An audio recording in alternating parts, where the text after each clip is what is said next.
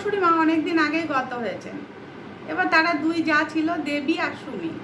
দেবী ছিল বড় যা আর সুমি ছিল ছোট যা। এবার ছোট জায়ের সন্তান আগে হয়েছে, তার একটি ছেলে সন্তান হয়েছে, আর বড় জায়ের পরে সন্তান হয়েছে, তার ছেলে ছোট। তার ছোট জায়ের ছেলে প্রথম বিয়ে করে, বিয়ে করার পরে সে খুব সুন্দরী একটি মেয়ে বিয়ে করে। বিয়ে করার পরে সে নিয়ে আসে এবং তার বউ খুব চাকুরিরতা, চাকুরি করে। কিন্তু ছোট বউয়ের ইচ্ছা না যে তার বউ চাকরি করে, এগুলো একদম সে পছন্দ না। সব সময় বউয়ের নামে নিন্দা করে, চাকরি করে, বাইরে ঢ্যাং ঢ্যাং করে, আমার একদম পছন্দ না। দিদি তুমি যখন তোমার ছেলেকে বিয়ে দেবে তখন কিন্তু চাকরি ছাড়া মেয়ে বিয়ে দেবে। তখন তার যা বলতো, হ্যাঁ ঠিক বলেছিস রে, এই যে সারাদিন বাড়ি থাকে না, কোথায় একটু ছেলের বউয়ের হাতে চা জল পাবো তা না, সারাদিন এই যে আল্লাহর নামে বেরিয়ে যায়, আর ঘরে আসে না। তা যাই হোক, বড় জায়ের ছেলের যখন বিয়ে ঠিক হলো তখন সে বড় জায়ের ছেলেকে বিয়ে দিল দেখে শুনে। তার বউ দেখতে খারাপ না, তার বউ দেখতে সুন্দর, কিন্তু চাকরি করে না, সে আবার নাচ জানে। কিন্তু শ্বশুরবাড়ি থেকে বলা হয়েছিল যে নাচ টাচ আমার শ্বশুরবাড়িতে করা যাবে না। তখন মেয়েটির মা বাড়ির থেকে বলেছিল ঠিক আছে নাচ করবে না, নাচ না করলে কি হয়। তা বড় জায়ের ছেলের বউ আবার নাচ টাচ এসে করতো না, সংসারে হাল ধরলো। কিন্তু বড় জায়ের যে ছেলে ছিল সে আবার মার নেওটা ছিল। মা যা বলতো, মা যদি বলতো বসো বসবে, মা যদি বলতো যাও যাবে, মা যদি বলতো খাও খাবে, মানে মায়া ছাড়া সে কিচ্ছু বুঝতো না। মা যদি বলে যাও ঘরে বউ শুয়ে আছে তুমি যাও শো গিয়ে, তাহলেই ঘরে শুতে যাবে, না হলে মায়ের পাশেই বসে থাকবে। এইরকম ধরনের ছেলে ছিল।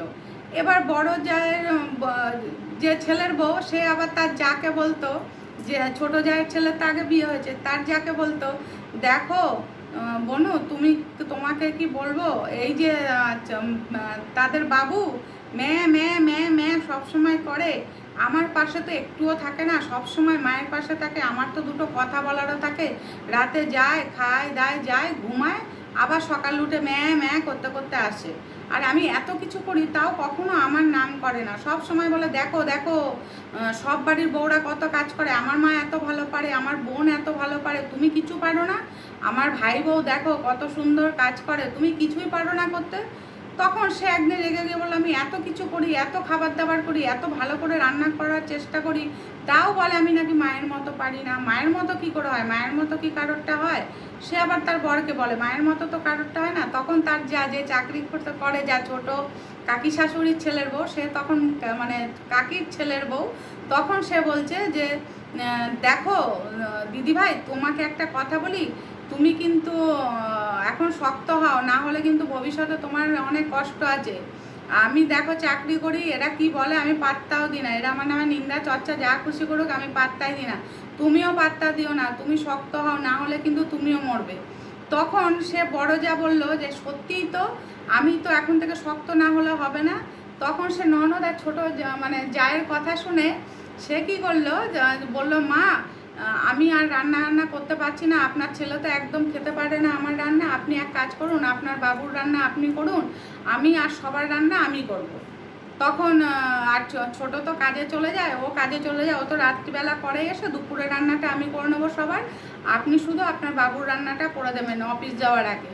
তখন মা বললো ঠিক আছে তাই হবে। এবার বাবুও খাচ্ছে, এবার মা তো খুব চিৎকার করছে, হ্যাঁ ছেলের বউ এনেছি ঘরে তবু আমাকে কাজ করতে হয়, ছেলের সঙ্গে খুব চিৎকার করছে। তখন ছেলে বলল আমার মায়ের বয়স হয়েছে, তুমি আমার মাকে দিয়ে কাজ করাচ্ছ কেন। তখন বললো কেন, তুমি তো মায়ের ছাড়া অন্য কিছু কারোর হাতে খেতেই পারো না, কাকি রান্না করে তাও খেতে পারো না, তোমার ভাই বউ রান্না করে তাও খেতে পারো না, আমি রান্না করলে তো আরও খেতে পারো না, তা মাই করে দিই, মায়ের বয়স হয়নি, তাহলে আমরা যেটা রান্না করে দেবো সেটাই খেতে হবে।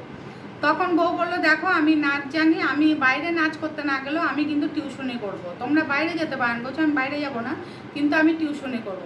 তখন বউ করলো কি, তার যাকে বলে কতগুলো টিউশনি ধরলো নাচের, ঘরের মধ্যে নাচের টিউশনি শুরু করলো। আস্তে আস্তে বউ আস্তে আস্তে সাহসটা বাড়ালো, তারপর শাশুড়িও দমে গেল। শাশুড়ি দমার পরে দুই যায় তখন খুব খাতির হলো তাদের দুই শাশুড়ির।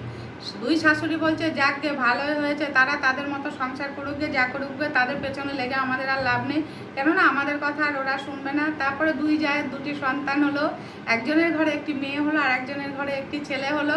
তারপরে তার কাকি শাশুড়ি, এই বাড়ি এই ঘরের বউ, ওই ঘরের বউ, তাদের দুটো বাচ্চা, সবাই মিলে দুই ভাই। এবার আস্তে আস্তে যে বাবু মা ছাড়া কিছু বুঝতো না, সেই বাবু আস্তে আস্তে খুব ভালো হয়ে গেল এবং বউয়ের কথা মতোই পরে চলতে শুরু করলো। সে বুঝতে পেরেছিল যে মায়ের বয়স হয়ে গেছে, আর পারবে না, এখন বউ যা করে দেবে তাই খেতে হবে, যা রান্না করবে তাই খেতে হবে, যা পড়তে দেবে তাই পড়তে হবে।